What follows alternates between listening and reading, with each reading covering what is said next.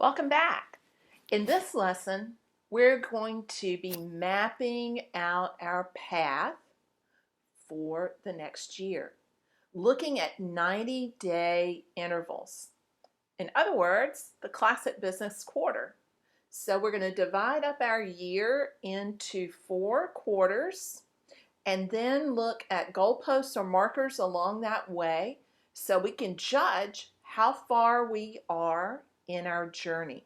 This is how we lay out the path in a way that is really measurable, practical, and actionable as we move forward. You ready? Let's dive in. Go print out your workbook, pause the video, and come on back. So in the last video, we identified the path, the first route to your success that you're going to finish. But you may be wondering how you're going to do that and what the steps are along the way. Well, that's what we're covering here in this part of the module in the workbook, the method that I've used for more than 20 years to bring projects to completion. So when you view this thing that you want as a project, it becomes more manageable. It's not a job, it's a project.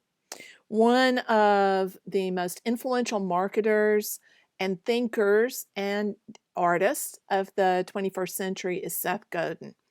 And Seth talked about the difference between projects and jobs. He said that jobs are finite, specified, and something we get that we go out to do. Doing a job makes us defensive. It limits our thinking. The goal is to do just enough, not get in trouble, and to meet spec. When in doubt, seek deniability. Projects are open-ended, chosen, and ours. Working on a project opens the door to possibility. Projects are about better, about new frontiers, about making change happen. When in doubt, dare. So in order to create our project, we're going to begin with the end in mind. We're going to start with your goal for the overall goal for the next 12 months. So I want you to, in the blank space at the top of the workbook for this module, in step 1, I want you to write down what the 12-month goals were that you identified in lesson 2 of this module. I know I want you to write them here again, but there is a real strong reason for that. When we write something by hand over and over again, it locks it into our mind. I want your overall 12-month goals to become part of you. I don't want you to have to think about them. I want them to just be there. Writing them out several times like this will help imprint them on your brain. So write down what your goal is for artistic achievement, for audience impact, for creative living, and for funding financial. One of these is liable to be more important than the other, and that's absolutely okay. Now, in step 2, I want you to write out your vehicle and your route that you chose in lesson 2 and lesson 3. Now, as we come to step 3, we're going to be looking at what the needle mover is for each of these quarters. So we've written down our 12-month goals, the overall big picture, but now we are going to be looking at the quarterly goals for the next month, breaking them into 90-day intervals. And there's a reason for that. A quarterly goal is more manageable. It's something that's not so overwhelming. It is easier to handle. So when we divide the year into those quarters, I want you to think about a major activity in each of those cycles that's going to move the needle on your goals, an activity that's project-based. So I want you in this step to brainstorm several possibilities. What's going to be your main needle-moving activity in each quarter? Try to come up with several different options to choose from. Write those down and then come back to the video.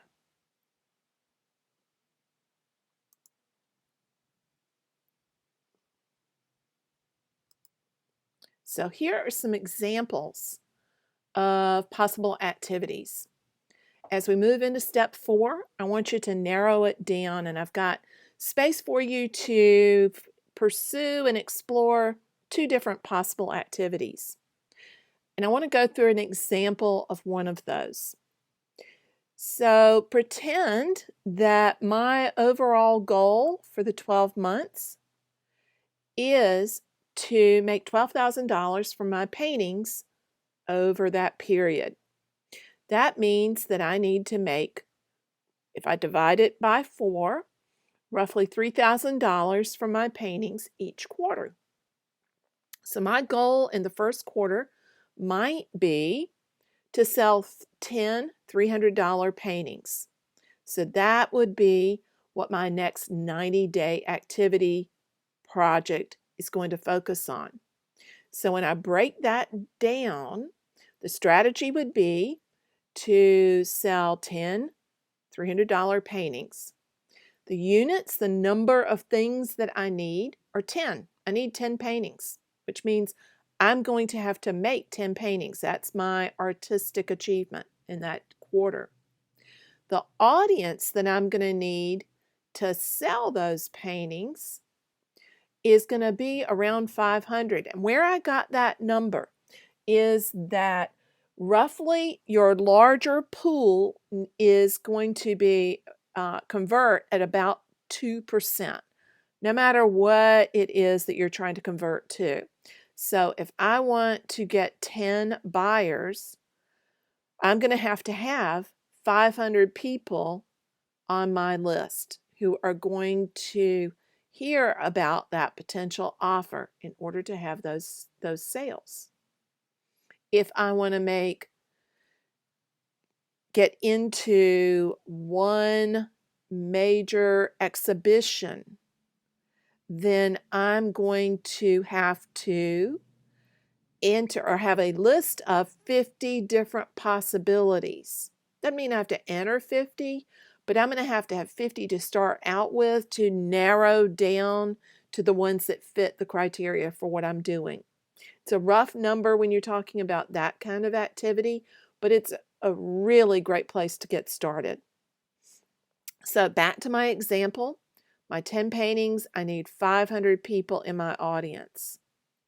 The creative resources that it's going to take for me to do that would be something like one trip to the Savannah Wildlife Refuge so that I can sketch, draw, paint, and photograph. And then the numbers that I'm going to generate towards my goal from that activity would be $3,000. So it's not every step that's involved in achieving that goal, but it gives me the big, broad framework within which to work. So I want you to pause the video right now and go to step 4 and work out the numbers on 2 potential activities. Then come back to me.